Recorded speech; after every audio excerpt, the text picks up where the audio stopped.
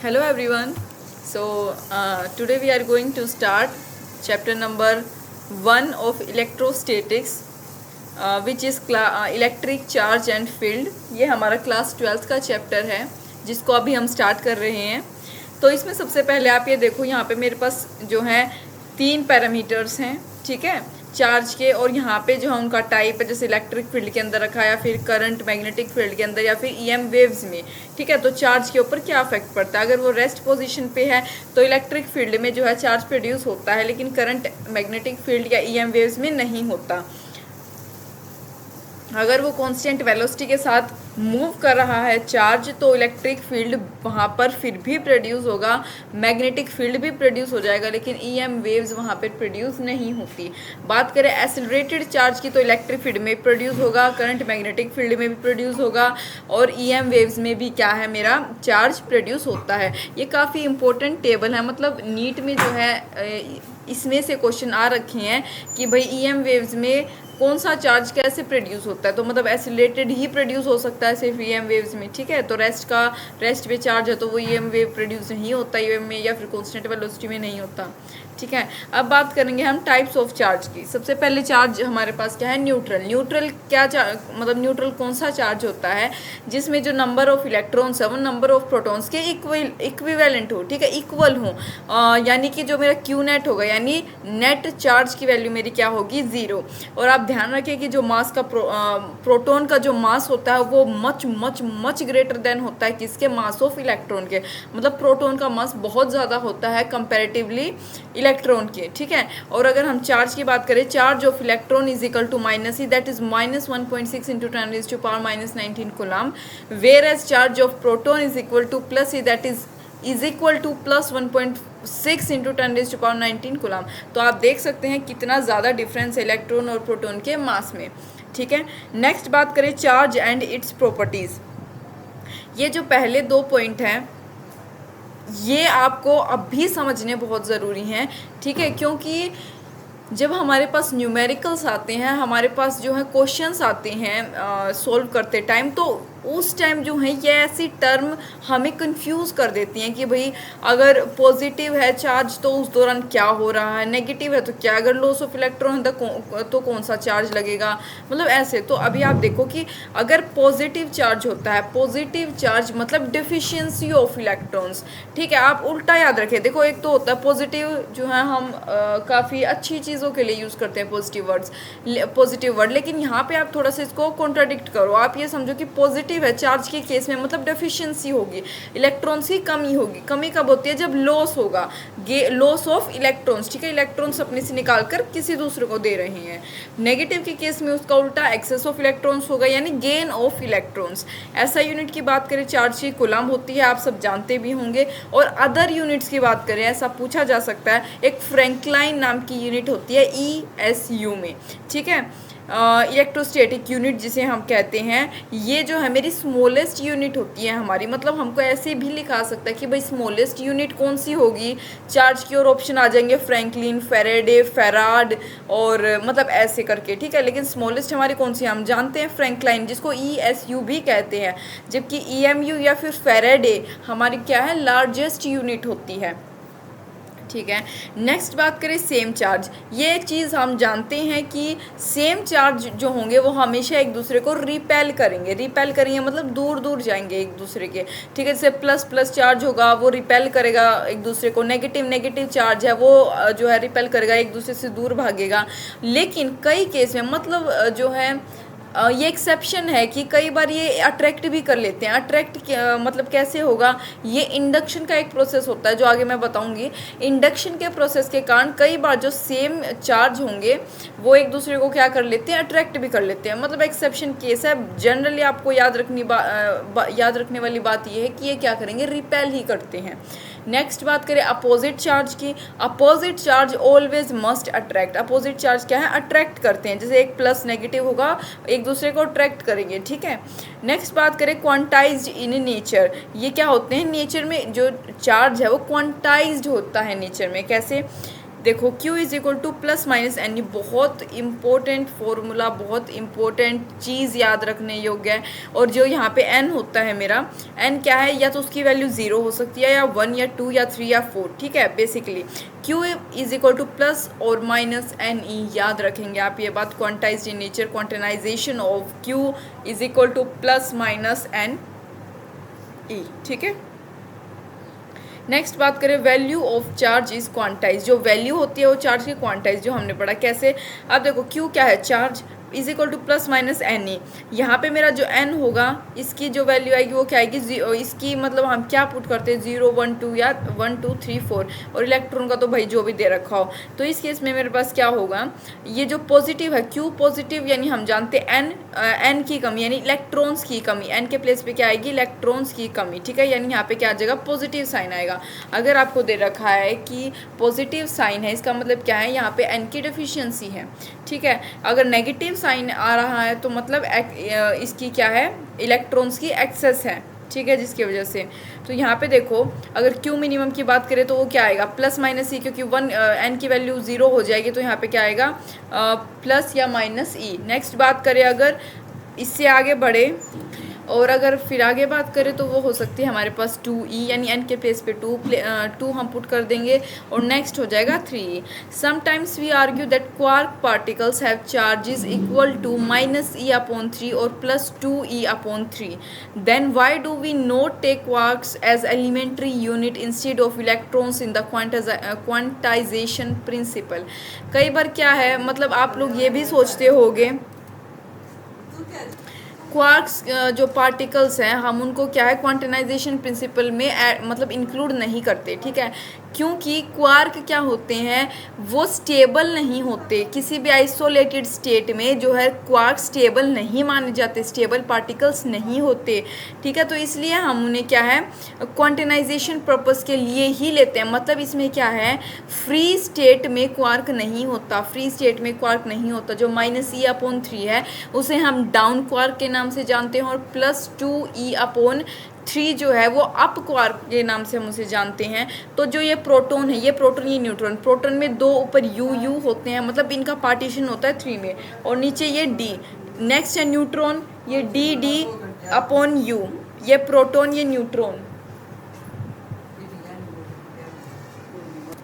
अगर बात करें अब किसके, चार्ज के, चार्ज क्या है, कंजर्व्ड इन आइसोलेटेड सिस्टम। चार्ज क्या होता है, कंजर्व्ड होता है आइसोलेटेड सिस्टम में। चार्ज क्या होता है, कंजर्व्ड इन आइसोलेटेड सिस्टम। मतलब चार्ज की प्रॉपर्टी क्या होती है कि ना तो हम इसे खुद क्रिएट कर सकते, ना हम इसे क्या है, डिस्ट्रॉय कर सकते। मतलब ये क्या होता है, कंजर्व्ड होता है। एक आइसोलेटेड सिस्टम के अंदर चार्ज क्या है, कंजर्व्ड होता है। Invariant charge not depend on speed. जो इनवेरिएंट चार्ज होता है वो कभी भी स्पीड पर डिपेंड नहीं करता। चार्ज मतलब चार्ज जो है बिना मास के, मतलब ऐसा चार्ज एग्जिस्ट कर सकता है जिसका खुद का कोई मास ना हो, लेकिन मास कभी भी एग्जिस्ट नहीं कर सकता बिना चार्ज के, ठीक है। मतलब क्या बोला मैंने, इनवेरिएंट चार्ज कभी भी स्पीड पर डिपेंड नहीं करता, ठीक है। इनवेरिएंट क्या होता है, जो एक कांस्टेंट चार्ज होगा, ठीक है, मतलब एक जैसा चार्ज होगा, मतलब उसमें क्या है, वैरायटी नहीं होगी उस चार्ज में। और चार्ज कभी भी, मतलब चार्ज एग्जिस्ट कर सकता है बिना मास के, लेकिन बिना मास के कोई भी चार्ज एग्जिस्ट नहीं, मतलब पर मास, एक मिनट सॉरी कन्फ्यूजन हो गया, charge can't exist without mass. Charge mass के बिना एग्जिस्ट नहीं कर सकता, लेकिन मास एग्जिस्ट कर सकता है चार्ज के बिना। एग्जाम्पल है इसका, जो आपको नहीं दिख रहा होगा, मैं बता देती हूँ। एक न्यूट्रल बॉडी, न्यूट्रल बॉडी का चार्ज नहीं होता लेकिन मास होता है, ठीक है। तो ये बहुत बड़ा एग्जाम्पल है इसका। नेक्स्ट है, वन चार्ज कैन अट्रैक्ट। एक चार्ज हम जानते हैं दूसरी अदर अनचार्ज बॉडी को अट्रैक्ट कर सकता है इंडक्शन या ग्रेविटेशन के थ्रू। स्केलर, ये चार्ज जो है स्केलर बॉडी, स्केलर क्वांटिटी होती है। एल्जेब्रिक एडिशन को ये फॉलो करता है। इन चार्जिंग मास, चार्जिंग के दौरान मास घट या बढ़, कुछ भी हो सकता है, मतलब या तो उसका मास बढ़े या घटे, anything can be possible. Specific charge, ratio of charge to mass. Specific charge क्या होता है? रेशियो होता है चार्ज का टू मास, यानी S is equal to q upon m. Specific charge depends on mass. Specific charge क्या है? हमेशा मास पर डिपेंड करता है। आप देख लो, ratio of charge to mass, ठीक है। क्यू क्या है? क्यू चार्ज कभी भी स्पीड पर डिपेंड नहीं करता। मैंने अभी पीछे हमने बात की कि invariant charge does not depend on speed, but mass increases with speed increases. लेकिन स्पीड इंक्रीज होगी तो मास भी इंक्रीज होगी, तभी तो मतलब कहते हैं ना कि भाई आप रनिंग किया करो, ठीक है। रनिंग किया करो। रनिंग करने का क्या फ़ायदा है? एकमात्र कि अगर आप रनिंग करते हो, ठीक है, तो उसके साथ कहीं ना कहीं क्या है, आपका मास भी इंक्रीज़ होता है, ठीक है। रनिंग के साथ क्या है, आपका मास भी इंक्रीज़ होता है। Q charge Q can be in fraction. Charge क्या है? वो फ्रैक्शन में हो सकता है, मतलब 3/2, 5/2 काइंड ऑफ स्टफ। लेकिन जो मेरा n की वैल्यू है, जो हमने q is equal to plus minus n e में पढ़ा था, जो n की वैल्यू होगी वो कभी भी जो है एग्जिस्ट नहीं करती फ्रैक्शन में। उसकी वैल्यू सिर्फ और सिर्फ या तो 0 या 1 या 2 या 3 या 4 ऐसे ही हो सकती है, ठीक है। नेक्स्ट अगर हम डिफ्रेंशिएट करें कंडक्टर्स एंड इंसुलेटर में, तो वो क्या होता है? Conductor, the valence electron of atoms can be easily removed from the atom and moved about in conductor. Conductor क्या होता है? जो इनका वैलेंस इलेक्ट्रॉन होता है इसके कंडक्टर के एटम का, वो ईजिली हम उसको निकाल सकते हैं एटम में से, ठीक है। लेकिन इंसुलेटर में क्या होता है? जो लूजेस्ट भी अगर इसमें इलेक्ट्रॉन, जो मतलब लूजेस्ट बाउंड इलेक्ट्रॉन भी होगा ना, वो भी इतना टाइटली बॉन्ड बना के रखता है अपना कि to be easily remove from there, मतलब कि वो ईजिली हम उसको क्या है, रिमूव नहीं कर पाते, ठीक है। इंडक्शन जो है वो बहुत स्मॉल अमाउंट में, जो वेरी स्मॉल अमाउंट की जो हमारे पास वैल्यूज़ होती हैं उनमें ही अप्लाई हो सकता है, ठीक है। तो नेक्स्ट बात करें इंडक्शन, तो ये हो गया। कंडक्शन क्या होता है? For conductors only, not for insulator. Conductor क्या है? वो जो है सिर्फ इंसुलेटर के लिए नहीं, मतलब कंडक्शन जो है सिर्फ कंडक्टर के लिए ही हो सकता है, मतलब कंडक्शन हम कंडक्टर पर ही अप्लाई कर सकते हैं, ना कि इंसुलेटर या डाइलेक्ट्रिक पे, ठीक है। इंसुलेटर या डाइलेक्ट्रिक के लिए बिल्कुल भी एप्लीकेबल नहीं है। कंडक्शन सिर्फ कंडक्टर के लिए है, जबकि इंसुलेटर डाइलेक्ट्रिक या इंसुलेटर के लिए है। इसमें क्या होता है? Same nature of charge on charging, body magnitude में सेम, मतलब क्या है? सेम नेचर ऑफ चार्ज होता है चार्जिंग के दौरान, लेकिन जो बॉडी का मैग्नीट्यूड है वो भी मतलब वो सेम रह भी सकता है और नहीं भी। नेक्स्ट बात करें when two sphere is in contact, जब दो स्फीयर जो है कॉन्टैक्ट में हों, तो उस दौरान जो है अगर आपको न्यूमेरिकल में लिखा आ जाए, आपको प्रॉब्लम जो हमारी नीट में अगर ऐसे आ जाए आपको कि भाई दो स्फीयर कॉन्टैक्ट में आपको मेंशन कर रखा है, तो उस दौरान आप क्या यूज़ करते हो? Formula Q1 upon Q2 is equal to R1 upon R2, या फिर आप ये भी लिख सकते हो Q1 plus Q2 is equal to Q1 dash plus Q2 dash. इस कंडीशन में क्या है? जैसे आपको Q1 डैश की वैल्यू निकालनी हो, Q2 डैश की निकालनी हो, तो आप ऐसे इसको पुट करके निकाल सकते हो। जैसे यहाँ पे Q1 निकालना हो स्पेसिफिकली, तो क्या लिखोगे? R1 upon R1 plus R2 into Q1 plus Q2। Same with Q2, यहाँ पे सिर्फ आपको क्या करना है, यहाँ पे रेडियस के प्लेस पे सेकंड की रेडियस यहाँ पे अप्लाई कर देनी है, ठीक है। नेक्स्ट है फ्रिक्शन। फ्रिक्शन क्या होता है? Equal and opposite charge induced, मतलब इक्वल और अपोजिट चार्ज जब इंड्यूस करें तो उसको हम क्या कहते हैं? फ्रिक्शन। ये क्या होता है? डाइलेक्ट्रिक और इंसुलेटर के लिए ही अप्लाई हो सकता है। आप कैसे बात की है? फ्रिक्शन जो सर्दियों में हम अपने हाथ रब करते हैं, ठीक है, उसमें क्या है? फ्रिक्शन ही तो प्रोड्यूस होता है, एक इक्वल और अपोजिट चार्ज इंड्यूस हो रहा है, ठीक है। इक्वल से क्या मतलब है कि उसका जो मैग्नीट्यूड है वो तो इक्वल ही होगा, मतलब उसका जो अमाउंट है वो इक्वल होगा, ठीक है। लेकिन क्या है? अपोजिट, प्लस और माइनस, मतलब डायरेक्शन उनकी क्या है? अपोजिट हो सकती है। डाई इलेक्ट्रिक और इंसुलेटर के लिए ये क्या है? एप्लीकेबल होता है। नेक्स्ट बात करें इंडक्शन की। इंडक्शन क्या है? सेपरेशन ऑफ चार्ज भी इसको एक तरीके से हम कह सकते हैं। सबसे पहले आप ये समझ लो कि ये डाइलेक्ट्रिक और के लिए एप्लीकेबल है। ठीक है, इसमें क्या होता है, equal and opposite charge induced in conductor, मतलब इक्वल और अपोजिट चार्ज जो है इंड्यूस होते हैं कंडक्टर में।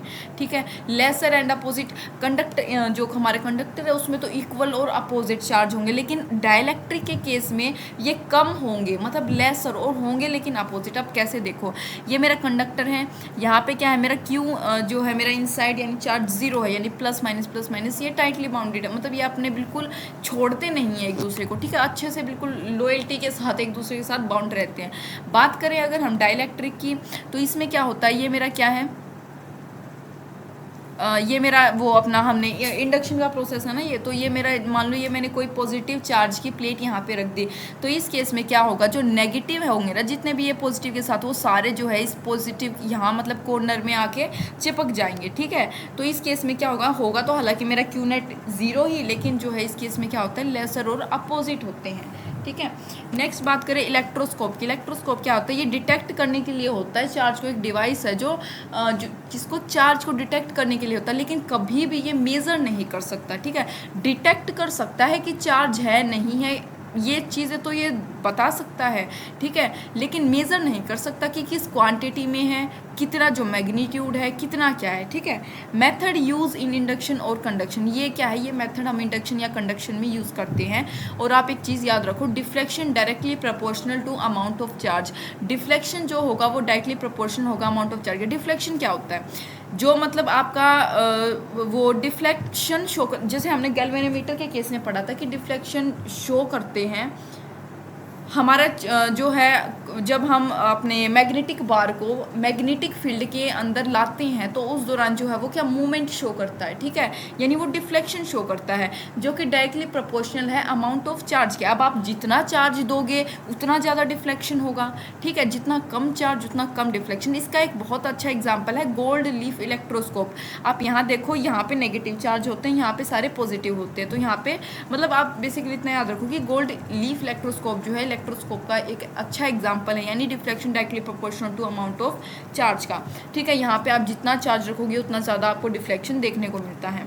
नेक्स्ट बात करें इलेक्ट्रोस्टैटिक फोर्स की एंड कूलम्ब्स लॉ की, तो ये क्या है, valid for point charge and spherical symmetry distribution. ये वैलिड होता है पॉइंट चार्ज के लिए, सिर्फ पॉइंट चार्ज के लिए वैलिड है इलेक्ट्रोस्टैटिक फोर्स या कूलम्ब्स लॉ, और स्फीरिकल सिमेट्री डिस्ट्रीब्यूशन के लिए यहाँ देखो Q1 और Q2 क्या है, पॉइंट चार्ज है हमारे पास। ठीक है, तो इसके लिए क्या है, वैलिड है। यहाँ पे मान लो ये मेरा RN के बीच का रेडियस होगा, तो ये क्या हो जाएगा, Q1 और Q2 दोनों सेम जो है पॉजिटिव है। ठीक है, सेम चार्ज है, तो ये क्या करेंगे, ये एक दूसरे को अट्रैक्ट मतलब रिपेल करेंगे, तो इसकी फोर्स इस साइड लगी, इसकी इस साइड, यानी F1 टू F21। वेरस जब हम अपोजिट चार्ज की बात करेंगे तो क्या करेंगे, एक दूसरे को अट्रैक्ट करते हैं। यहाँ देखो मेरे पास क्या फॉर्मूला आता है फिर इससे, F directly proportional to Q1 into Q2 upon R square is equal to, proportionality के साइन को हटाएंगे तो हम यहाँ K पुट कर सकते हैं, और F21 क्या आ जाएगा फिर मेरे पास, is equal to Q1 upon into Q2, और K की वैल्यू क्या होती है आप जानते हो, 1/4πε0। तो यहाँ पे हम K की वैल्यू पुट कर देंगे R का स्क्वायर, ये मेरे पास क्या आ गया, मैग्नीट्यूड। ठीक है, ये एयर के केस में, E0 जो है एयर के केस में, यानी कोई मीडियम नहीं, ये वैक्यूम के केस में हम इसको बात कर रहे हैं। नेक्स्ट पॉइंट देखो, फॉलो इनवर्स स्क्वायर लो, बिल्कुल करता है। आप देख लो फोर्स इनवर्सली प्रोपोर्शनल है R स्क्वायर के। ठीक है, रेडियस के, कंजर्वेटिव होगा नेचर में, जो इनवर्स स्क्वायर लो को फॉलो करता है वो कंजर्वेटिव होता है नेचर में। ठीक है, यानी एक अगर ये बढ़ रहा है ये कम हो रहा है, मतलब वाइस वर्सा सेम। ठीक है, नेक्स्ट है इनफाइनाइट रेंज। इनफाइनाइट रेंज में ये क्या है, एप्लीकेबल है, मीडिएटेड बाय फोटोन। फोटोन जो है इसका मीडिएटर होता है, डिपेंड मीडियम पे ये डिपेंड करता है कि कैसा मीडियम है, मे बी अट्रैक्टिव और रिपल्सिव, ये हम देख चुके हैं। यहाँ पे रिपल्जन हो रही थी, यहाँ पे अट्रैक्शन हो रही है, तो वो तो चार्ज के ऊपर डिपेंड करता है ऑब्वियसली। मीडियम ऑफ चार्ज मतलब मीडियम अपना किस प्रकार का सेम है, पॉजिटिव है, नेगेटिव है, या पॉजिटिव और नेगेटिव दोनों है। ठीक है, नेक्स्ट बात करें सुपरपोजिशन थ्योरम की। सुपरपोजिशन थ्योरम क्या होती है, electrostatic force on Q2 due to Q1 only does not depend upon medium और प्रेजेंस ऑफ थर्ड चार्ज। जो इलेक्ट्रोस्टैटिक फोर्स होती है चार्ज सेकंड पे चार्ज 1 की वजह से, वो कभी भी डिपेंड नहीं करती मीडियम और प्रेजेंस ऑफ थर्ड चार्ज।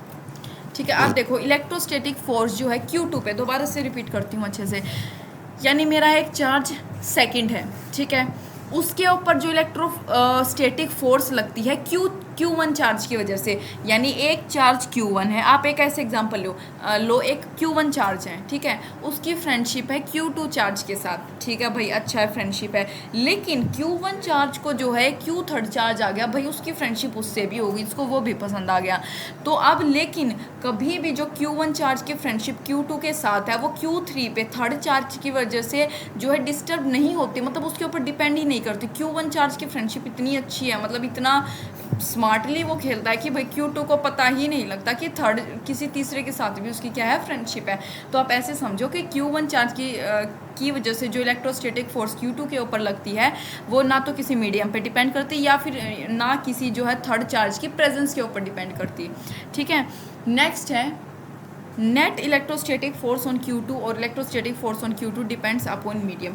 जो नेट, लेकिन अब ये तो थी सिर्फ इलेक्ट्रोस्टैटिक की बात, हमने सिर्फ नॉर्मल एक पर्टिकुलर चार्ज के लिए बात की है, जबकि अगर हम बात करने लगे नेट, मतलब अब टोटल नेट इलेक्ट्रोस्टैटिक फोर्स की अगर हम बात करें तो इस केस में जो है Q2 फोर्स ऑन Q2 और इलेक्ट्रोस्टैटिक फोर्स ऑन Q2 ये मीडियम के ऊपर डिपेंड करता है। आप एक बार ध्यान से समझो, एक बार फिर मैं कहती हूँ, जो एक पॉइंट चार्ज की अगर हमने बात की कि भाई Q2 के ऊपर इफेक्ट पड़ा या नहीं पड़ा, तो वो नहीं होता, Q1 की वजह से इफेक्ट नहीं होता। जबकि अगर हम बात करें नेट इलेक्ट्रोस्टैटिक फोर्स की, नेट इलेक्ट्रोस्टैटिक की फोर्स की अगर हम बात कर रहे हैं तो वो मीडियम के ऊपर डिपेंड करेगा। अब ये पहले पॉइंट के लिए मेरा ये फॉर्मूला आएगा F12 इज इक्वल टू, ये जो हमने पीछे देखा था, Q1 इंटू Q2 अपन 4πε0r का स्क्वायर। जबकि मेरी इलेक्ट्रोस्टैटिक फोर्स के लिए बात करी जाए तो यहाँ पे मेरा क्या आ जाएगा, मीडियम के ऊपर डिपेंड करें, यहाँ पे मीडियम के ऊपर डिपेंड नहीं कर रहा था तो E0 हमने लिया, ठीक है। E0 का क्या मतलब है, जब वो जो है डिपेंड नहीं कर रहा किसी भी मीडियम पे, यहाँ पे मीडियम के ऊपर डिपेंड किया तो यहाँ हमने क्या लिख दिया, EM, यानी ये मीडियम को जो है रिप्रेजेंट कर रहा है, ठीक है। Electrostatic force due to one charge does not depend upon other charge और मीडियम प्रेजेंट, मतलब इलेक्ट्रोस्टैटिक फोर्स जो है किसी भी एक चार्ज के कारण वो डिपेंड नहीं करती किसी और चार्ज पे या फिर मीडियम पे जो उनके बीच में क्या है, प्रेजेंट होता है, ठीक है। अब एफ नेट ये सुपरपोजिशन का ही फॉर्मूला होता है कि आपके पास बहुत सारी फोर्स दे रखी है, मतलब एक फोर्स इधर लग रही है, एक फोर्स किसी भी चार्ज के कारण, उस केस में आप क्या लिखते हो, F net is equal to vector की फॉर्म में F1 + F2 और सो ऑन, मतलब Fn तक, ठीक है, वो कितने भी हो सकते हैं। यहाँ पे देखो ये मेरा Q1 चार्ज है, ये Q2 चार्ज है। अगर फोर्स एयर में बात की जाए, एयर फोर्स ऑन एयर, ठीक है, force due to air on Q2, मतलब Q2 चार्ज पे एयर के कारण जो फोर्स लग रही है वो E0 हो जाएगी और मीडियम के कारण EM हो जाएगा यहाँ पे, ठीक है। तो यहाँ पे मेरे पास क्या आएगा, EM is equal to EM, अगर मैं बाहर निकालूँ तो यहाँ पे हम क्या लिख सकते हैं, KE0, ठीक है, या फिर इसको हम कैसे भी लिख सकते हैं ER, मतलब ER इंटू E0। के क्या होता है, मेरा के को हम जानते हैं डाइलेक्ट्रिक कांस्टेंट के नाम से, के क्या होता है, डाइलेक्ट्रिक कांस्टेंट।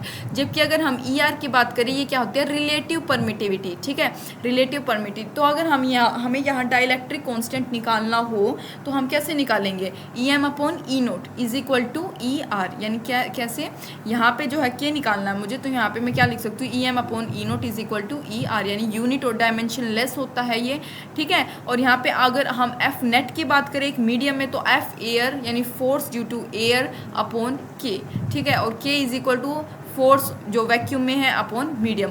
के की वैल्यू क्या होती है, 9 × 10⁻⁹, मतलब जनरल केसेस में आपको नहीं दी जाती के की वैल्यू, तो आपको ये जो है कुछ वैल्यूज़ ऐसी होती हैं जो आपको याद रखनी होती है। तो आपके पास यहाँ क्या वैल्यू आती है, 9 × 10⁻⁹ जो है के की वैल्यू होती है।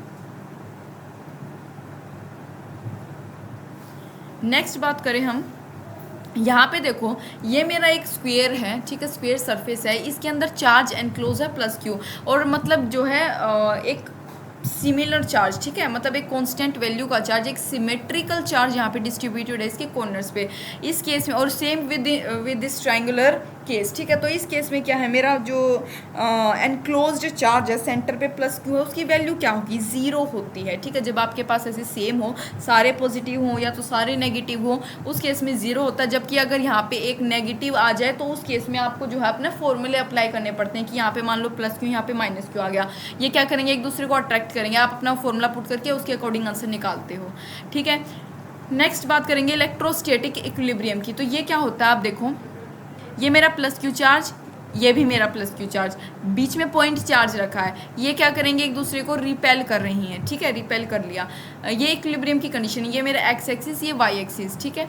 यहाँ पे मेरा क्या होगा, इक्विलिब्रियम में मतलब यहाँ पे सेंटर में प्लस क्यू चार्ज क्या होगा, इक्विलिब्रियम की स्टेट को अटेन कर लेगा और फोर्स नेट क्या है, जीरो हो जाएगी, ठीक है। लेकिन बात समझने की क्या है, यहाँ पे जब ऐसे दे रखा हो प्लस क्यू के केस में, ठीक है, प्लस क्यू का केस हम यहाँ डिस्कस कर रहे हैं, तो वहाँ पे इक्विलिब्रियम भी हम पढ़ते आ रहे हैं कि दो टाइप की होती है, एक होती है अनस्टेबल और एक होती है स्टेबल।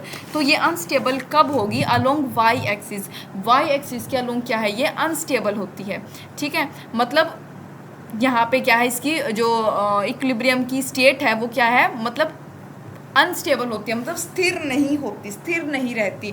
जबकि अगर हमने यहाँ देखा कि ऑलरेडी यहाँ अगर एक्स एक्सिस पे हमारा प्लस क्यू, तो यहाँ पे क्या है, एक्स एक्सिस पे क्या है, ये स्टेबल है। नेक्स्ट बात करें माइनस क्यू की, नेगेटिव क्यू की, नेगेटिव चार्ज की, तो ये स्टेबल, ये इसका अपोजिट है, ये स्टेबल हो जाएगा वाई एक्सिस पे नेगेटिव के केस में, और अनस्टेबल होगा एक्स एक्सिस के केस में, ठीक है। अब आप यहाँ देखो प्लस क्यू, ये कैसे अनस्टेबल है, ये प्लस क्यू हो गया, ये भी प्लस क्यू हो गया। अब ये क्या करें, एक दूसरे को क्या करेंगे, अट्रैक्ट तो नहीं करेंगे, रिपेल करेंगे, रिपेल करेंगे ना, तो ये क्या होगा, यहाँ पे अनस्टेबल होगा। जबकि ये प्लस क्यू, ये यहाँ पे मेरा एक्स एक्सिस पे ये क्या है, मेरा इसका आ रहा है, यहाँ पे क्या हो जाएगा, मेरा stable along x axis, stable होता है, ठीक है। यहाँ पे नेक्स्ट प्लस क्यू मतलब ये यहाँ पे भी इसको रिपेल किया, यहाँ पे भी रिपेल किया। यहाँ पे अगर हम माइनस क्यू रखते हैं मिडल में माइनस क्यू रखते हैं, तो ये क्या करेंगे, एक दूसरे को अट्रैक्ट करेंगे, यानी इस डायरेक्शन में, तो क्या है, ये मतलब स्टेबल होंगे, अनस्टेबल हो जाएंगे एक्स एक्सिस में। नेक्स्ट बात करें न्यूट्रल पॉइंट या फिर force on third charge, zero. मतलब आप न्यूट्रल पॉइंट की बात करें या फिर थर्ड चार्ज पे फोर्स की बात करें, तो वो कैसे निकलता है। अब ये जो है एक बहुत अच्छा फॉर्मूले हैं ये दोनों, कुछ मतलब बताऊँ, इसमें बेशक कुछ मत समझो, ये सच में ऐसा ही फॉर्मूला है कि आपको याद रखना है, ठीक है, क्योंकि इसमें डायरेक्ट आपको चीज़ें न्यूमेरिकल में आती हैं। मैं थोड़ा सा बता देती हूँ कैसे, मैं क्या समझाना चाह रही हूँ। जब आपको सेम नेचर का चार्ज दे दें, सेम नेचर का चार्ज से मेरा क्या मतलब है, प्लस क्यू दे रखा है, दूसरी साइड भी प्लस क्यू दे रखा है, और आपसे पूछ लिया बीच में कि भाई इनके मतलब कहीं पे भी पूछ लिया कि भाई चार्ज बता दो, थर्ड चार्ज पे क्या क्या लगेगा, मतलब क्या फोर्स होगी, उस केस में बिना सोचे समझे सेम नेचर ऑफ चार्ज दे दिया, उस केस में ये फॉर्मूला उठा के लगा दो, x is equal to r upon root n plus one. अब क्या करना है, आपके को दो चार्ज दे रखी है, दो चार्ज दे रखे हैं, उनकी वैल्यू भी दे रखी होगी। जिस चार्ज की वैल्यू कम दे रखी होगी वहाँ से आप जो है x डिस्टेंस लोगे। अब x की वैल्यू निकालनी है तो x डिस्टेंस लोगे, ठीक है, आपको x डिस्टेंस लोगे, और रूट n क्या लिखोगे आप, मतलब जो आपके पास बड़ा में से मतलब जो बड़ी वैल्यू होगी उसको अपॉन में ला दोगे छोटी के, ठीक है। आपको बस ऐसे पुट करना है सेम नेचर के केस में। वेयर एज जब हमको दे रखा हो क्या, अपोजिट चार्ज, अपोजिट चार्ज से मतलब क्या, एक पॉजिटिव है एक नेगेटिव है, उस केस में जो है आप पीछे की साइड लोगे, यानी नेगेटिव से पीछे की साइड आप क्या लोगे, चार्ज को लोगे, यानी x को लोगे, पीछे लोगे, और ये फॉर्मूला आपको पुट कर देना है, root n minus one, x की वैल्यू आपके पास आ जाएगी। x बेसिकली थर्ड चार्ज के लिए ही है, ठीक है। हाँ देखो ये इसी का केस में लिख रही है, माइनस क्यू, ये प्लस क्यू, ये क्यू है, यहाँ पे आप पीछे की साइड ले लोगे क्यू। नेक्स्ट बात करें पेंडुलम प्रॉब्लम की। पेंडुलम प्रॉब्लम क्या होती है, अब इस केस में क्या है, देखो ये मेरा Q1 चार्ज है, Q2 मास 1 है, इसका मास 2 है, ठीक है। ये मेरा ऐसे पेंडुलम बना हुआ है, यहाँ पे मेरा x बीच में हो गया, ये मेरा क्या है θ1, ये θ2, ये दो में डिवाइड हो गया। इस केस में देखो मेरी जो ये क्या है, सेम उसके पॉजिटिव चार्ज है, ठीक है, इनका कोई भी जो है अलग नहीं है चार्ज का टाइप, सेम टाइप है चार्ज का। तो इस केस में क्या होगा, ये एक दूसरे को क्या करेंगे, रिपेल करेंगे, ठीक है, ये इसको इस साइड और ये इसको इस साइड, ठीक है। तो इस केस में मेरा क्या होगा, यहाँ पे भी मेरे हालांकि एफ की वैल्यू यही आनी थी सेम, इसमें एफ क्या हो गया, KQ1 into Q2 upon X2, same यहीं पे लिखना है आपको, ठीक है। नीचे की साइड लग रही है क्या, mg यहाँ पे, यानी ग्रेविटेशनल फोर्स भी मेरी लग रही है, तो यहाँ पे क्या लिखोगे, m1g, यहाँ पे m2g। लेकिन अब यहाँ पे फ़र्क कहाँ आएगा, टेंशन के केस में। टेंशन यहाँ पे सेम नहीं लगती, यहाँ पे T1 लगती है, यहाँ पे T2। तो यहाँ पे जब हमारे पास क्या आ गया, T1 आ गया, टेंशन आ गया, तो क्या हम टेंशन के दो कंपोनेंट नहीं कर सकते, बिल्कुल कर सकते हैं। ऊपर की साइड हम क्या लेंगे, T1 cos थीटा, यहाँ पे क्योंकि मेरा थीटा हमने लगा दिया था, हमारा मिल गया था हमें थीटा, तो हम ऊपर कोस थीटा ले लेंगे, नीचे क्या है साइन थीटा 1, ठीक है। आप देखो T sine theta 1 upon T1 cos theta 1, T1 से T1 कट गया, is equal to F E upon m1g। मेरे पास क्या आ गया, tangent sine theta upon cos theta क्या होता है, tangent theta. So tangent theta is equal to के Q one into Q two upon M square X square into m1g। Same with this, ठीक है। बस यहाँ पे आपको क्या अलग करना है, m2 मास की वैल्यू यहाँ पे आपको अलग रख देनी है, यानी m2 कर देना है, ठीक है। सेम चीज़ें, ये फॉर्मूले आपको याद रखने हैं। और एक और हम ये फॉर्मूला भी लिख सकते हैं कि tangent theta 1 upon tangent theta 2 is equal to m2 upon m1। अब ये क्या है, ये डिपेंड नहीं करता q1 या q2 पर, मतलब ये चार्ज पे डिपेंड नहीं करती। अब ये वैल्यू जो m2 और अपॉन m1 हमने लिख रखी है, ठीक है, ये क्या होती है, independent on q1 and q2। Next बात करिए, एक और फॉर्मूला बहुत पॉपुलरली हम यहाँ अप्लाई कर सकते हैं। टेंजेंट थीटा 1 हमको निकालना है, is equal to F E upon यानी electrostatic force upon gravitational force, ठीक है। क्या होता है, tangent theta is equal to electrostatic force upon gravitational force. अब बात करें Coulomb's law in vector law, काफ़ी पॉपुलर है ये चीज़ भी। कूलम्ब्स लॉ को अगर हम वेक्टर लॉ में देखें तो कैसे क्या होगा, ये मेरा वाई एक्सिस, ये मेरा एक्स एक्सिस, ठीक है। यहाँ पे क्या है मेरा, ये Q1 चार्ज, ये Q2, सेम टाइप के चार्ज है, रिपेल करेंगे एक दूसरे को। जो Q1 से Q2 के बीच का जो डिस्टेंस है, ये मतलब ये मेरा R1 हो गया, ये मेरा R2 रेडियस हो गया। तो इन दोनों के बीच का क्या हुआ, R21, यानी radius on two due to 1, ठीक है। तो यहाँ पे क्या होगा, क्या लिख सकते हैं हम, फोर्स का फॉर्मूला अप्लाई करेंगे के Q1 जो हम पढ़ते आए हैं। बस यहाँ पे क्या लिख देंगे हम, जो है ऊपर कैप R12 कैप। जब वेक्टर लॉ के केस में अगर हम डिस्कस कर रहे हैं तो हम ऐसे ही लिखेंगे, ठीक है। यहाँ पे देखो अब हम 2-1 के केस में क्या लिखेंगे, जो हमने यहाँ पे हम क्या लिख देंगे 2-1, ये 1-2 का, ये 2-1 का केस, ठीक है। यानी अलग अलग, या 1 ड्यू टू 1 अपॉन 2 या फिर ड्यू टू 2 अपॉन 1, ठीक है। दो केस हमारे पास बन सकते हैं ना इंडिविजुअली, ठीक है, वही चीज़ है। यहाँ पे देखो तो F21 क्या हो जाएगा, हम इसको कैसे और लिख सकते हैं, देखो एक ये हमारे पास होता है कि r cap is equal to vector r upon r का जो है मैग्नीट्यूड, ऐसे भी हम इसको लिख सकते हैं इन कंडीशन में। तो यहाँ पे आप क्या लिखोगे, F21 इज इक्वल टू के Q1 into Q2 upon R21 का स्क्वायर इंटू में, मतलब इसी तरह आप यहाँ पे पुट करोगे और आपके पास ये आ जाएगा। ये 2-1 का केस है, 1-2 का भी लिखना चाहो तो आप कैसे लिख सकते हो, R12, ठीक है। ये पेज जो है शायद रोटेट नहीं हो पाया, तो कोई बात नहीं, ऐसे ही समझ लो।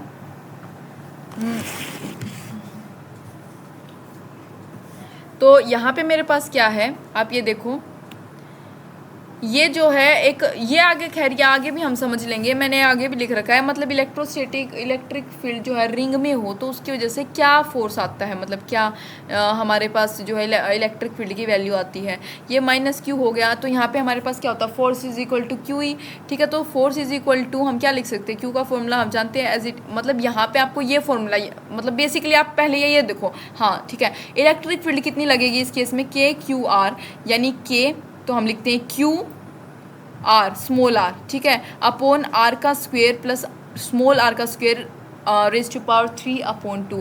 मस्ट फॉर्मूला है फोर्स इज इक्वल टू के क्यू। मतलब सिंपल मैं बता रही हूँ ना, ये मतलब कुछ डेरिवेशन नहीं आती, कुछ नहीं आता, सिंपल आपको क्या है, ये फॉर्मूला याद रखना है, ठीक है। फॉर्मूला आप सिंपली याद रखें। वेक्टर फॉर्म में बात करें, हाँ देखो ये 1-2 वही मैंने बता दिया जो पीछे हम डिस्कस कर रहे थे, उसी चीज़ का है। इलेक्ट्रिक फील्ड की बात करें, इलेक्ट्रिक फील्ड क्या होती है, फोर्स एक्सपीरियंस्ड बाय यूनिट, एक यूनिट पॉजिटिव चार्ज के कारण जो फोर्स एक्सपीरियंस करी जाती है उसको क्या कहते हैं, electric field. Force experienced by unit positive charge is called electric field. ये मेरा प्लस क्यू है, ये मेरा प्लस क्यू है, यहाँ पे मेरा क्या है, ये टेस्ट चार्ज होता है। इसकी वजह से क्या है, ये पॉजिटिव चार्ज, ये टेस्ट चार्ज की मदद से क्या है, हम जो है फोर्स को पता लगाते हैं, ठीक है, किस मैग्नीट्यूड में है, किस डायरेक्शन में है, कैसे है, ठीक है। तो ये फोर्स का फॉर्मूला हमारे पास क्या है, F इजिकल टू के क्यू, हम जानते हैं क्यू नॉट अपॉन, तो यहाँ पे ये क्या आ जाएगा, अगर हम E is equal to f upon q not is equal to करके लिखें तो हमारे पास एक जो फॉर्मूला आता है निकल के फाइनल वाला, वो क्या होता है, के क्यू अपॉन आर का स्क्वायर। के क्यू अपॉन आर का स्क्वायर एक नॉन यूनिफॉर्म फील्ड है। नॉन यूनिफॉर्म फील्ड क्या होती है, नॉन यूनिफॉर्म फील्ड का मतलब है कि जो है अगर रेडियस बढ़ी तो इलेक्ट्रिक फील्ड कम हुई, ठीक है, मतलब वाइस वर्सा, एक चीज़ बढ़ रही है एक चीज़ कम हो रही है, यानी ये क्या है, नॉन यूनिफॉर्म फील्ड है, ठीक है। नेक्स्ट अगर हम बात करें तो ये देखो, हाँ ये एक और बढ़िया चीज़ है, अगर आपके पास प्लस क्यू चार्ज होता है तो उसके कारण जो है जो आपकी इलेक्ट्रिक फील्ड है वो बाहर की तरफ रेडियली आउटवर्ड की साइड क्या है, बाहर की साइड निकलती है। वेयर एज नेगेटिव मतलब माइनस क्यू के केस में क्या है, वो रेडियली इनवर्ड होती है। ठीक है, और ये मैंने नॉन यूनिफॉर्म क्यों कहा था, ये देख लो, ये ई upon electric field versus are का अगर हम ग्राफ देखें तो आर अगर कम हो रहा है ई बढ़ रहा है, ई बढ़ेगा आर कम होगा, वाइस वर्सा वाला केस। ठीक है, यहाँ नेक्स्ट देखो, electric field due to combination of point charge के कॉम्बिनेशन के कारण क्या इलेक्ट्रिक फील्ड जो है होती है, electric field due to combination of point charge.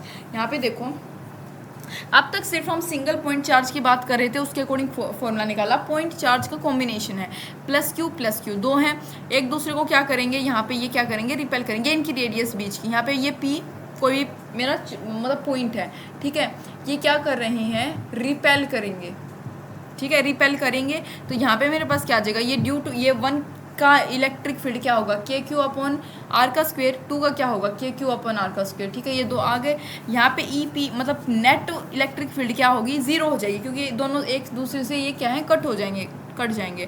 ठीक है, अगर हम इस केस में बात करें, चलो ये तो हो गया कॉम्बिनेशन के केस में जो इलेक्ट्रिक फील्ड नेट क्या होती है, जीरो होती है, अंडरस्टूड बात है। ठीक है, अब इस केस में आप देखो, ये प्लस क्यू है, ये भी प्लस क्यू है, अगर इस पॉइंट पे आपको कहीं पूछ ले क्या आएगी, तो यहाँ आप ध्यान से देखो, ये आर हो गया मेरा, ये आर। ठीक है, इस केस में क्या होगा, ये एक दूसरे को रिपेल करेंगे, तो यहाँ पे देखो ये क्यू इसको इस साइड रिपेल कर रहा है, ये इसको ऊपर की साइड, बीच में एक वेक्टर आ जाएगा, ये हो जाएगा के क्यू अपॉन आर स्क्वायर, ये ई दोनों की वैल्यू क्या यहाँ पे हम वेक्टर में लिख नहीं सकते, √2 के क्यू अपॉन आर का स्क्वायर, राइट। तो यहाँ पे मेरे पास ई नेट की वैल्यू क्या आएगी, के क्यू अपॉन √2 के क्यू अपॉन आर का स्क्वायर। ठीक है, ये देखो, ये है एक प्लस क्यू, ये मतलब अपोजिट हूँ। ठीक है, तो इस केस में क्या होता है, के क्यू प्लस अपॉन आर का स्क्वायर प्लस अपोजिट तो प्लस हो जाते हैं, तो यहाँ पे क्या हो जाएगा, 2 के क्यू अपॉन आर का स्क्वायर, अपोजिट थे तो यहाँ पे क्या हो गए, प्लस हो गए।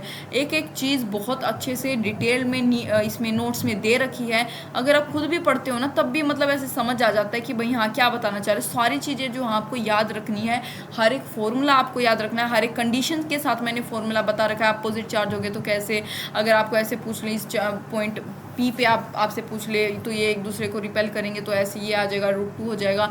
अगर कॉम्बिनेशन की बात करें तो नेट ज़ीरो होता है क्योंकि सिमिलर हैं।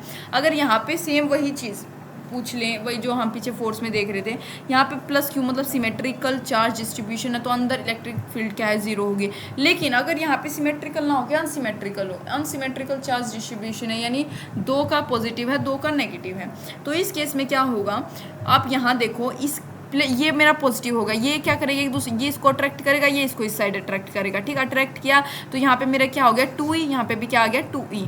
ठीक है, ये क्या हो जाएगा मेरा 90। अगर इसके केस में हम इसको लें, ये क्या हो जाएगा मेरा लेंथ l अपॉन √2।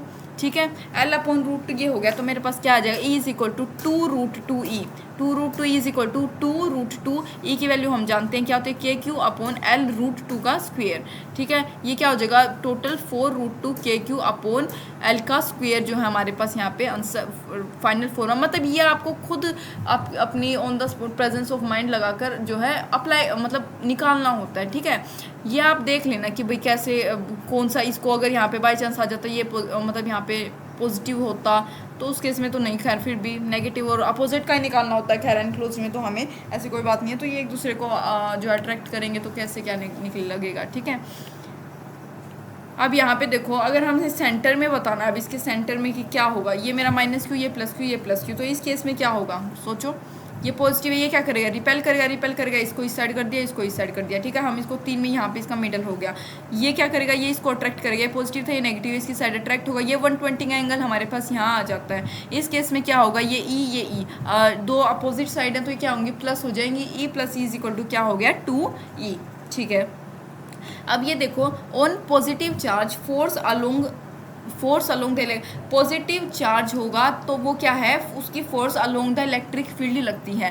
ठीक है, पॉजिटिव चार्ज की फोर्स क्या होती है, इलेक्ट्रिक फील्ड के अलोंग। बात करें नेगेटिव की तो वो क्या होती है, अपोजिट होती है इलेक्ट्रिक फील्ड से। ठीक है, ये बात याद रखिए, छोटे छोटे पॉइंट काफ़ी हेल्पफुल जो है साबित हो सकते हैं पीछे आपके लिए।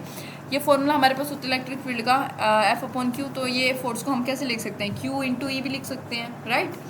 तो नेक्स्ट बात करें हम किसकी, इलेक्ट्रिक फील्ड लाइंस की। इलेक्ट्रिक फील्ड लाइन की अगर हम बात करें इस केस में क्या होता है, imaginary line along the force on a unit positive charge हो, ये क्या है इलेक्ट्रिक फील्ड लाइंस, आपको क्या लगता है कोई बहुत ज़्यादा मतलब रियलिस्टिक कंसेप्ट है? नहीं, हमने कभी देखा थोड़ी है भाई इलेक्ट्रिक फील्ड लाइंस को, फिर मैग्नेटिक फील्ड लाइंस को कभी देखते थोड़ी हम। ये क्या है, ये इमेजिनरी लाइंस ही तो हैं, ठीक है, इमेजिनरी लाइंस होती हैं अलोंग फोर्स के, अलोंग एक पॉजिटिव चार्ज पे, जिसको हम फोर्स लाइन भी कह सकते हैं, ठीक है। Next electric field lines note along the path followed by, electric field lines जो हैं वो note along the path followed by unit, मतलब ज़रूरी नहीं है जहाँ पे यूनिट पॉजिटिव चार्ज होगा वहीं पे हर बार इलेक्ट्रिक फील्ड लाइंस होती हैं, ठीक है। मतलब नोट अलोंग द पाथ, जो पाथ पॉजिटिव चार्ज द्वारा फॉलो किया जाता है ज़रूरी नहीं हर बार वो इलेक्ट्रिक फील्ड लाइन द्वारा भी हो, मतलब 99% चांस ऐसे ही होता है, लेकिन ये सिर्फ एक्सेप्शन की बात है। ये क्या है, पॉजिटिव से स्टार्ट होगा, नेगेटिव पे एंड होता है, हम जानते हैं। टेंजेंट, अगर इसके ऊपर हम टेंजेंट ड्रॉ करेंगे किसी भी इलेक्ट्रिक फील्ड लाइन के ऊपर, तो वो हमें क्या डायरेक्शन देता है, दो लाइन कभी भी इंटरसेक्ट नहीं कर सकती। क्यों नहीं कर सकती, दो लाइन इंटरसेक्ट करेगी तो वही डायरेक्शन भी तो दो ही देगा, ठीक है, जो कि क्या है, पॉसिबल नहीं है तो डायरेक्शन। नेक्स्ट अगर हम बात करें radially outward positive, radially inward negative, हम देख चुके। मैग्नीट्यूड ऑफ चार्ज जो है डायरेक्टली प्रोपोर्शनल होता है to number of field line starting from that charge, जो मैग्नीट्यूड होगा चार्ज का वो जितनी नंबर ऑफ फील्ड लाइंस होंगी उसके डायरेक्टली प्रोपोर्शनल होता है, और मैग्नीट्यूड जो इलेक्ट्रिक फील्ड का होगा वो इलेक्ट्रिक फील्ड इंटेंसिटी के डायरेक्टली प्रोपोर्शनल होगा, यानी जितना ज़्यादा नंबर ऑफ फील्ड लाइन उतना ज़्यादा मैग्नीट्यूड, जितना ज़्यादा जो है इलेक्ट्रिक फील्ड इंटेंसिटी उतनी ज़्यादा इलेक्ट्रिक फील्ड की मैग्नीट्यूड। क्या होता है, हमेशा परपेंडिकुलर होता है टू सरफेस ऑफ कंडक्टर, ठीक है। एक आइसोलेटेड कंडक्टर के अंदर जो इलेक्ट्रिक फील्ड लाइंस हैं वो क्या होंगी, ज़ीरो होंगी। आप ये जो पॉइंट है ना इनको भी याद करेंगे, इनको भी अच्छे से समझेंगे तो काफ़ी ज़्यादा जो है चीज़ें तो कंसेप्ट तो यहीं से क्लियर हो जाते हैं, ठीक है। इनसाइड आइसोलेटेड कंडक्टर जो इलेक्ट्रिक फील्ड लाइंस हैं वो क्या होती हैं, ज़ीरो होती हैं।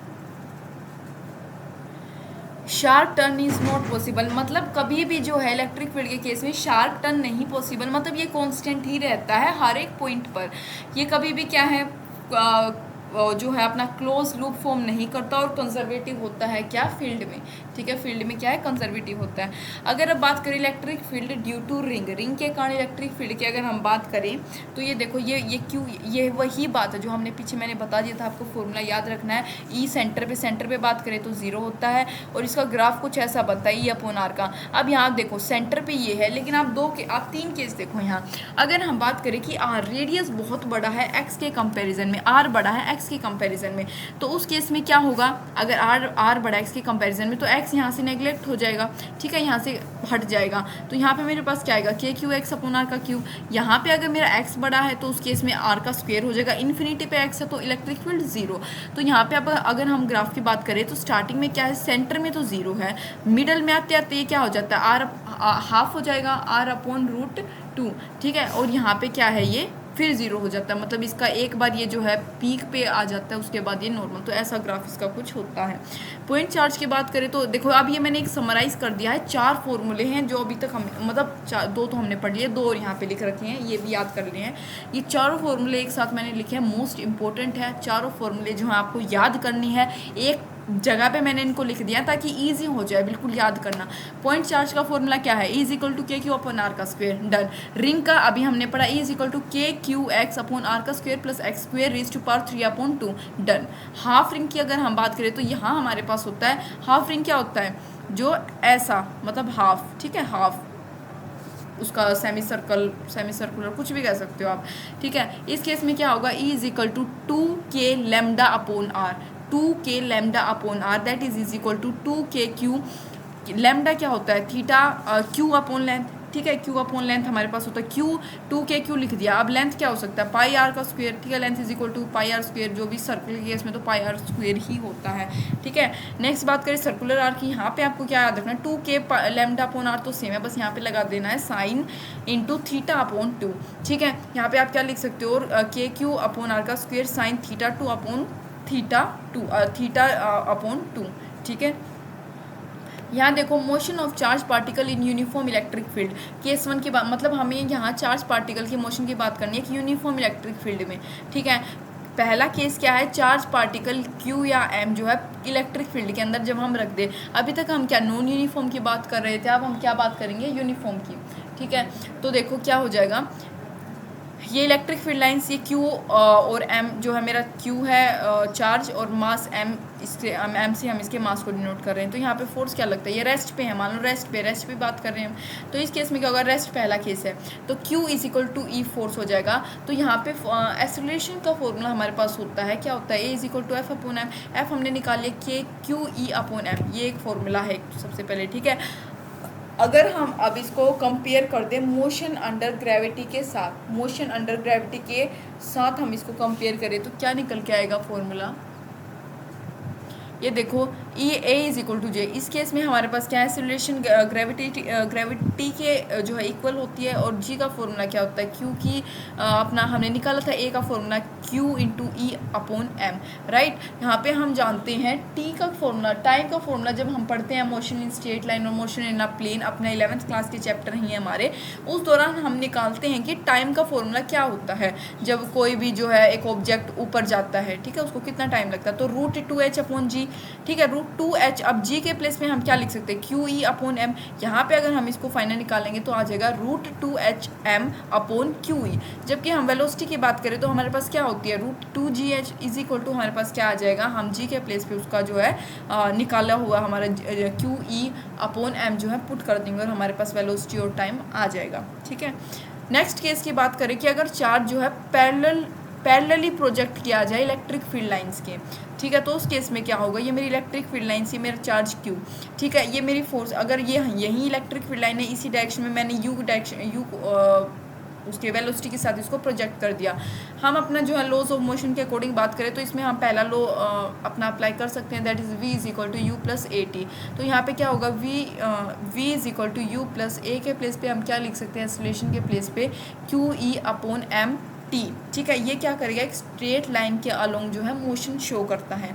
नेक्स्ट केस की हम बात करें, चार्ज इज प्रोजेक्टेड परपेंडिकुलर, बहुत अच्छा वाला है ये, परपेंडिकुलर आ जाए आपके पास कि भाई दे रखा हो चार्ज परपेंडिकुलरली प्रोजेक्ट हो गया इलेक्ट्रिक फील्ड के, ध्यान से देखना, ये मेरी ऊपर की साइड क्या है, इलेक्ट्रिक फील्ड लाइंस, ये मेरा चार्ज Q है। अब ये इसके परपेंडिकुलर हो गया यानी V वेलोसिटी के साथ, ऊपर क्या लग रहा है मेरा एक्सेलरेशन यानी फोर्स मान लो QE अपॉन M, ठीक है। ये मेरा क्या होगा, मेरी V डायरेक्शन मेरी ये तो मेरी कॉन्स्टेंट है ना एक्स एक्सिस पे, तो इस डायरेक्शन मेरी फोर्स 0। अब ये क्या है, ऊपर की साइड जब जाएगा ये पैराबोलिक मोशन शो करेगा यहाँ पे वेलोसिटी के साथ, इस वेलोसिटी के साथ ये ऊपर जाएगा, तो ये मेरे दो एक्सिस हो जाते हैं, एक VX एक मेरा VY। ये ऊपर वाला VY, यहाँ पे मेरा थीटा, VX मेरा UE रहेगा, मतलब कांस्टेंट रहेगा। तो देखो VY is equal to U, V अपना वही आप हम क्या लगाया, V is equal to U plus AT वाला हमने क्या मोशन लो ऑफ मोशन हमने यहाँ लगाया है, ठीक है। तो यहाँ पे देखो ये मेरे पास निकल के क्या आएगा, ये UY तो मेरा क्या है 0, AYT, यहाँ पे A एक्सेलरेशन क्या होता है QE upon M into T, ठीक है। टेंजेंट थीटा अगर हमको निकालना दे जाए, ये इंपॉर्टेंट फॉर्मूला है, टेंजेंट थीटा निकालना हो तो VY upon VX, tangent theta is equal to VY की वैल्यू क्या है QE अपॉन MT, और X की क्या है U, सिंपल U। तो यहाँ पे हमारे पास जो फाइनल आता है ये आता है कि tangent theta is equal to QE, time के प्लेस में हम D अपॉन U भी लिख सकते हैं, तो D अपॉन MU का स्क्वायर, मतलब सिंपल फॉर्मूला भी पूछा गया भाई नीट के पेपर में कि परपेंडिकुलर, बस हमको पता नहीं होता ना चीज़ों का। मैंने यहाँ बोल दिया कि अगर आपको परपेंडिकुलर दे रखा हो, परपेंडिकुलर केस आते ही आपको ये फॉर्मूला वहाँ पे लगा देना है, ठीक है। नेक्स्ट बात करें इलेक्ट्रिक डाइपोल की, इलेक्ट्रिक डाइपोल के केस में क्या होता है, pair of equal and opposite charge Q and minus Q separated by a small distance r, जो इक्वल और अपोजिट चार्ज Q और माइनस Q के पेयर को हम सेपरेट कर दें स्मॉल डिस्टेंस R से, और देन इलेक्ट्रिक डाइपोल मूवमेंट जो है Q, देखो ये मेरा माइनस Q, ये प्लस Q, यहाँ पे L बीच में डिस्टेंस है, P क्या होता है मेरा, P को हम क्या कहते हैं इलेक्ट्रिक डाइपोल, ठीक है।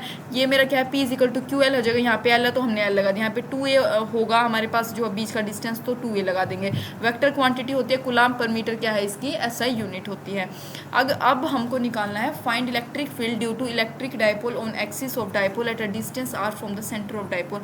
हमको इलेक्ट्रिक फील्ड निकालनी है एक इलेक्ट्रिक डाइपोल के कारण एक्सिस पे, एक्सिस ऑफ डाइपोल जिस R डिस्टेंस पे सेंटर से, ठीक है। अब देख लो यहाँ पे हम एक्सिस और इक्वेटोरियल दो केस इसी डायग्राम के, मतलब इसी जो है अपने, हाँ डायग्राम ही कह लो, ठीक है।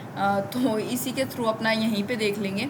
ए की केस में ये मेरा माइनस क्यू, ये मेरा प्लस क्यू, ठीक है। ये ए डिस्टेंस पे, ये 0 0 इनका जो है मेन एक्सिस।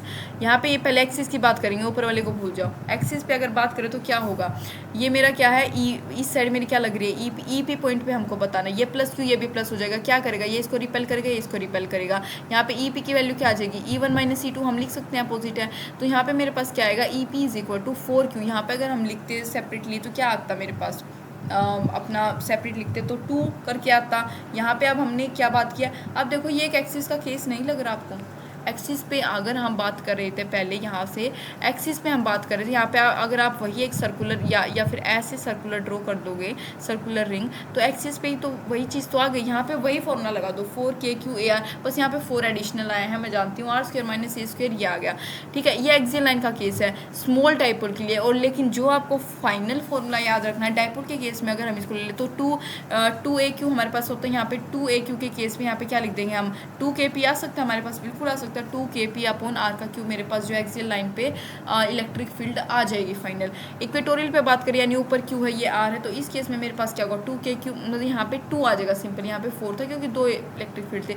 यहाँ पे मेरे पास क्या आएगा, KP, ठीक है, 2 इंटू KQ मेरे पास ए क्यू मेरे पास क्या हो गया, P K, ठीक है, यानी P, और ये K मेरे पास था ही, तो KP अपॉन R² plus A² raise to power 3 upon 2, ठीक है। इक्वेटोरियल लाइन की बात की है, लेकिन स्मॉल डाइपोल में हम इसको निकालते हैं, यानी इस केस में मेरा R बहुत बड़ा होता है, इसे तो हम जो है A को नेगलेक्ट करते हैं, और क्या हमारे पास फाइनल रिजल्ट आता है, E is equal to minus KP vector की फॉर्म में अपॉन R का क्यूब, ठीक है।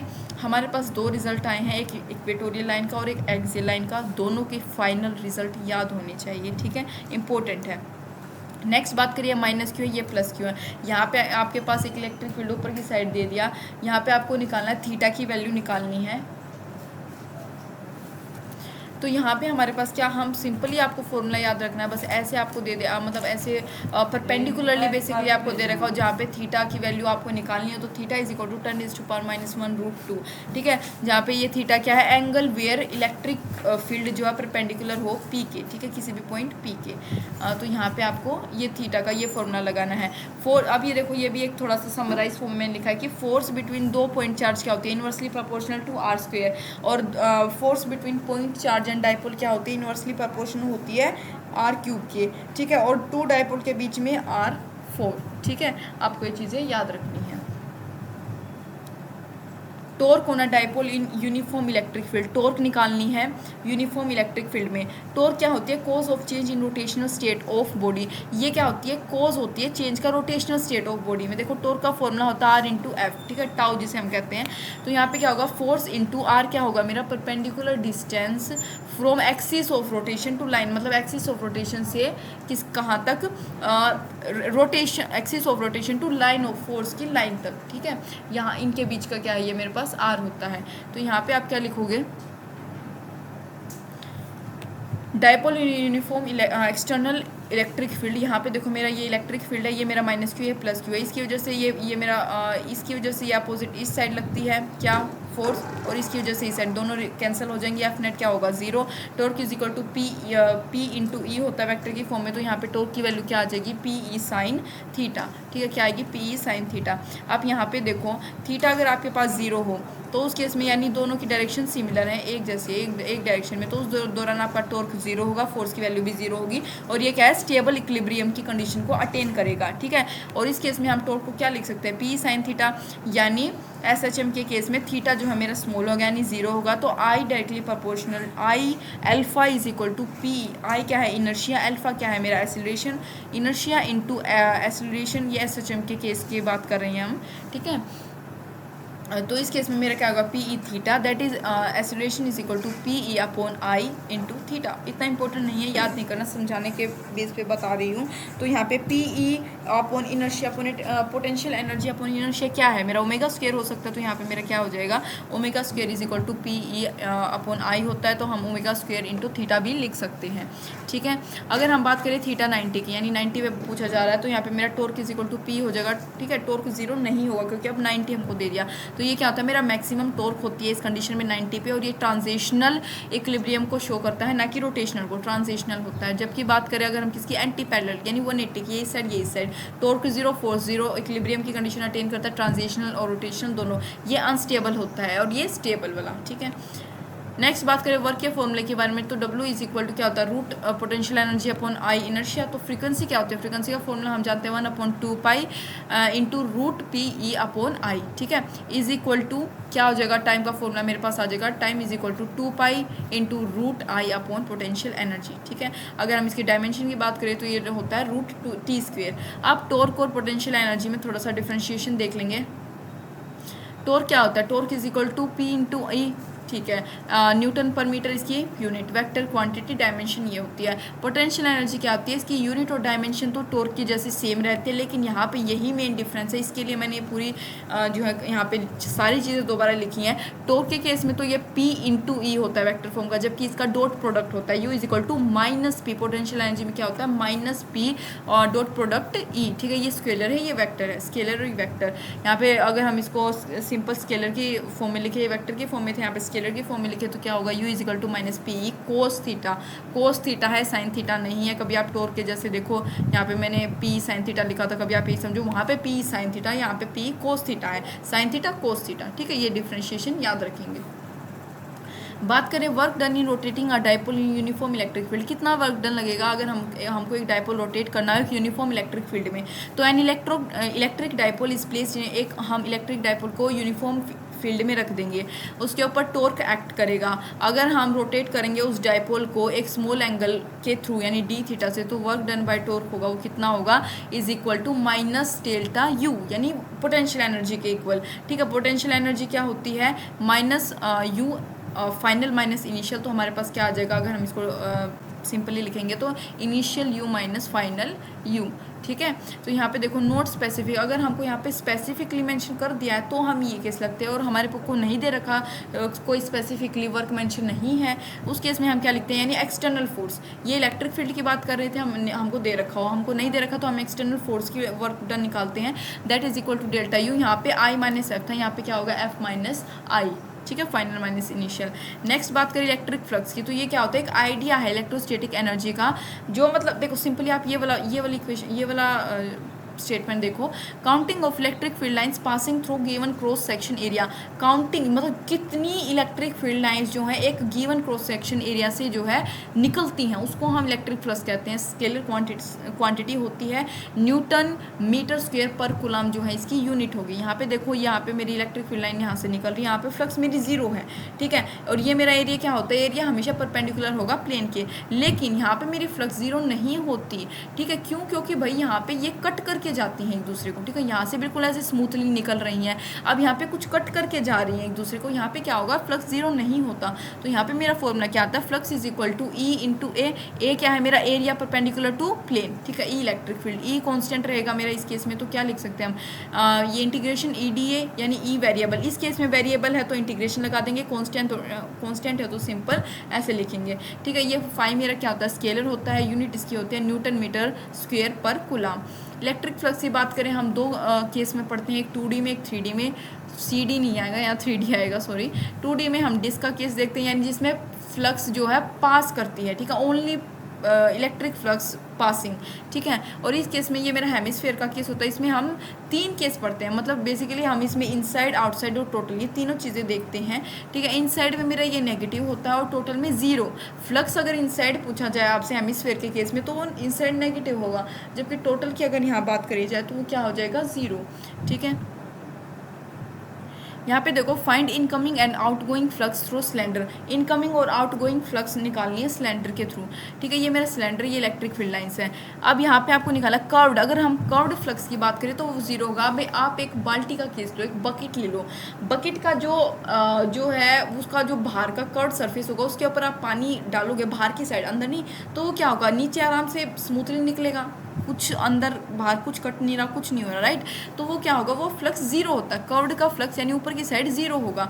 इनसाइड बात करें, इनसाइड मैंने बताया था नेगेटिव तो होगा, लेकिन कैसे, आप देखो अंदर ये पूछा जा रहा है तो ये क्या होगा, *a। अब एरिया क्या होता है, पाई आर स्क्वायर, यहाँ पे हम क्या लिखते हैं, कोस 180, ठीक है। ये 180 का क्या बन रहा है मेरे पास, कोस एंगल, तो यहाँ पे -e पाई आर का स्क्वायर आ जाएगा। और आउटसाइड बात करें तो यहाँ पे कोस जीरो होगा, लेकिन आर स्क्वायर, यहाँ पे आर बड़ा हो जाएगा, ठीक है, बड़ा तो यहाँ पे भी था, आर स्क्वायर ही तो था, यहाँ पे कोस जीरो हो जाएगा, बस यहाँ पे क्या आ जाएगा, e पाई आर का स्क्वायर। यानी आउटसाइड जो है पॉजिटिव होता है, अंदर नेगेटिव होता है, और कर्ड में जीरो होता है, और नेट अगर टोटल बात करें तो वो भी जीरो होगा। अब गॉस लॉ की बात करें, गॉस लॉ क्या होता है, total flux passing through any close surface, जितना भी फ्लक्स पास करता है क्लोज सरफेस से वो इक्वल टू होता है Q अपॉन एप्सिलॉन नॉट के। ये देख लो, इनसाइड जितना भी फ्लक्स होगा वो Q जितना चार्ज अंदर होगा अपॉन एप्सिलॉन नॉट इसके इक्वल होता है, ठीक है। Q inside is equal to, ये मेरा क्या है, इंटीग्रेशन, ये फ्लक्स के अंदर EdA that is equal to QEn upon E not due to all charge, सभी चार्जेस का ये जो है इसके कारण होता है। और क्लोज्ड सरफेस, ठीक है, क्लोज सरफेस में एनक्लोज्ड होता है। इफ़ अगर ये हमें जो है note placed in centre Q में प्लेस ना कर रखा हो, ठीक है, यहाँ से कहीं और हटा रखा, तो उस केस में भी फ्लक्स की value Q upon epsilon naught ही होती है, ठीक है, बदलती नहीं है। कुछ इंपॉर्टेंट पॉइंट देखो, Gauss law is true for any closed surface no matter what its shape or size, only depends on charge enclosed। Gauss law हमेशा करेक्ट होता है, हमेशा एप्लीकेबल होता है, हमेशा ट्रू होता है, ठीक है, हर एक क्लोज सरफेस के लिए। कोई मैटर नहीं करती है चीज़ की उसकी शेप क्या है, उसका साइज़ क्या है, या फिर ओनली डिपेंड्स, मतलब बस ये इस चीज़ पे डिपेंड करेगा कि अंदर चार्ज कितना है। तो गॉस लॉ जो है ट्रू होता है for any closed surface. Next है, if no charge close then total flux must be zero, it does not depend on charge present outside the surface। अगर चार्ज एनक्लोज नहीं है तो टोटल फ्लक्स जो है वो ज़ीरो होगा, टोटल फ्लक्स ज़ीरो होगा, चार्ज नहीं है तो वो डिपेंड नहीं करेगा कि चार्ज बाहर है या नहीं। अंदर बात करी जा रही है, अंदर चार्ज नहीं है तो वो ज़ीरो होगा। और आपको एक डाइपोल की कंडीशन दे दे -Q + Q, ठीक है, यहाँ पे आपको एक डाइपोल की कंडीशन दे रखी है, तो इस केस में क्या होगा, यहाँ पे आपके पास जो फ्लक्स का जो स्फेयर की वैल्यू होगी वो ज़ीरो होगी, क्योंकि प्लस माइनस क्या है, ये एक दूसरे को अट्रैक्ट करेंगे, यहाँ पे ये कट जाएंगे, ज़ीरो हो जाता है, ठीक है। बात करें नेक्स्ट पॉइंट की, flux through close surface does not depend on location of enclose charge. जो फ्लक्स होता है एक क्लोज सरफेस के द्वारा वो कभी भी डिपेंड नहीं करता, does not depend on location of closed charge, यानी φ1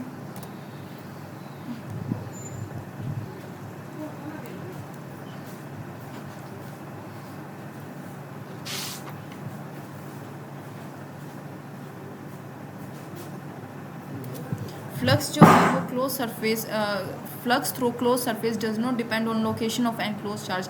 मतलब लोकेशन क्या है फ्लक्स की, उस पर भी डिपेंड नहीं करता, यानी फ्लक्स 1 = फ्लक्स 2 = फ्लक्स 3, ये कभी भी इस पर डिपेंड नहीं करता। तो बेसिकली आपको सिर्फ ये चीज़ याद रखनी है कि फ्लक्स जो है एनक्लोज जितना अंदर चार्ज होगा उसके ऊपर ही डिपेंड करता है, नो मैटर कि उसका शेप क्या है, साइज़ क्या है, डायरेक्शन क्या है, लोकेशन क्या है, डजंट डिपेंड, ठीक है, it only depends on the charge enclose within close surface, right. Next point है, Gauss law is always valid but it may not useful to calculate. Gauss law हमेशा valid होता है लेकिन it may not useful to, लेकिन ये electric field को calculate करने के लिए यूजफुल नहीं है। आप गॉसियन सरफेस को देखेंगे, Gauss law useful and easy to calculate electric field when system है सम सिमेट्री होनी चाहिए, यानी मैंने आपको बताया था चार हो या तो +Q हो या -Q हो। This is achieved by choice of suitable Gaussian surface, ठीक है, चार्ज डिस्ट्रीब्यूशन इक्वल होना चाहिए। पॉइंट चार्ज के लिए स्फेरिकल सरफेस होता है, और अगर इन्फिनाइट लाइन चार्ज हो उसमें हम सिलेंड्रिकल सरफेस को कंसीडर करते हैं, ठीक है। 6th पॉइंट है, इलेक्ट्रिक फील्ड मस्ट भी पैरेलल, एंटी पैरेलल और परपेंडिकुलर होनी चाहिए, ठीक है। इलेक्ट्रिक फील्ड जो है हमेशा कांस्टेंट होनी चाहिए हर एक पॉइंट पे, यानी वो परपेंडिकुलर होनी चाहिए। Gaussian surface can't pass through यानी डिस्क्रीट चार्ज के, यानी अलग अलग चार्ज के थ्रू गॉसियन सरफेस पास नहीं करता, क्योंकि इलेक्ट्रिक फील्ड जो है डिफाइंड नहीं होती उस कंडीशन में, but it can pass through continuous surface होना चाहिए ताकि इलेक्ट्रिक फील्ड जो है वहाँ पे जो है डिफाइंड हो एक कंटिन्यूस चार्ज पे। इन्फिनाइट लाइन चार्ज का आप देखें, ये इन्फिनाइट लाइन चार्ज है, ये R है, तो इस केस में आपके पास E = 2K λ/R आप फॉर्मूला अप्लाई करते हैं। नॉन यूनिफॉर्म होता है क्योंकि यहाँ पे ये इन्वर्सली प्रोपोर्शनल है R के, ठीक है। सेमी इन्फिनाइट की बात करें तो सेमी इन्फिनाइट केस में क्या होता है, ये में मतलब यहाँ पे 2k लैम्डा अपॉन आर था, यहाँ पे आप क्या लिख दोगे, √2k लैम्डा अपॉन आर, ठीक है। सेमी का केस हो गया ये। आप बात करें होलोस्फीयर नॉन कंडक्टिंग की, तो ये क्या होता है, होलोस्फीयर नॉन कंडक्टिंग के केस में अगर आप सॉलिड या होलो कंडक्टिंग शेल की बात करते हो तो उस दौरान हम 3 केस देखते हैं, एक इनसाइड, एक सरफेस पे, एक आउटसाइड। इनसाइड क्या होगा, 0 हो जाता है, ठीक है। इनसाइड आपके पास क्या आता है, 0। जबकि हम बात करें किसकी, सरफेस पे, तो वो होता है KQ अपॉन आर का स्क्वायर, और आउटसाइड भी KQ अपॉन आर का स्क्वायर, ये सेम होता है, ठीक है। तो आपके पास ग्राफ बनता है, यहाँ पे तो 0 हो गया, यहाँ पे ऐसे A E inversely proportional to 1 upon R. Non conducting की बात करें यानी यूनिफॉर्मली चार्ज की, तो यहाँ पे इनसाइड मेरा ये होगा KQR अपॉन आर KQ, यानी इसको आप ऐसे भी लिख सकते हो डायपोल के केस में। और सरफेस पे जो है ये होता है, और आउटसाइड भी सेम, आउटसाइड और सरफेस पे सेम, इनसाइड अलग, जबकि यहाँ इनसाइड 0 था और सरफेस और आउटसाइड पे सिमिलर था, ठीक है। इलेक्ट्रिक फील्ड, हाँ, इलेक्ट्रिक फील्ड ग्रेविटेशनल फील्ड या मैग्नेटिक फील्ड के दौरान अगर हम इंड्यूस कराते हैं इलेक्ट्रिक को मतलब फील्ड में, मतलब अगर हम इलेक्ट्रिक करंट को जो है फील्ड लाइंस में अप्लाई कराते हैं, इंड्यूस कराते हैं, तो उस दौरान जो मेरे सॉलिड के अंदर जो है डायरेक्टली प्रोपोर्शन हो जाती है आर के, यानी ये ग्राफ हमारे पास आता है। अब electric field due to large non conducting sheet या प्लेट या थिन शीट जिसे हम कह सकते हैं, उस केस में मेरा इलेक्ट्रिक फील्ड क्या होगा, पाई अपॉन 2 एप्सिलॉन नॉट, और electric field due to conducting sheet जो होगा पाई अपॉन एप्सिलॉन नॉट। तो इसी के साथ हमारा ये चैप्टर फिनिश हो गया है। यहाँ पे आप समझ ही गए होंगे कि फॉर्मूले जो है आपको बहुत सारे हैं, अब याद रखने हैं, फॉर्मूले याद करने हैं, ठीक है। तो उम्मीद है आपको समझ आया होगा, चैप्टर कंप्लीट हो गया है। So thank you for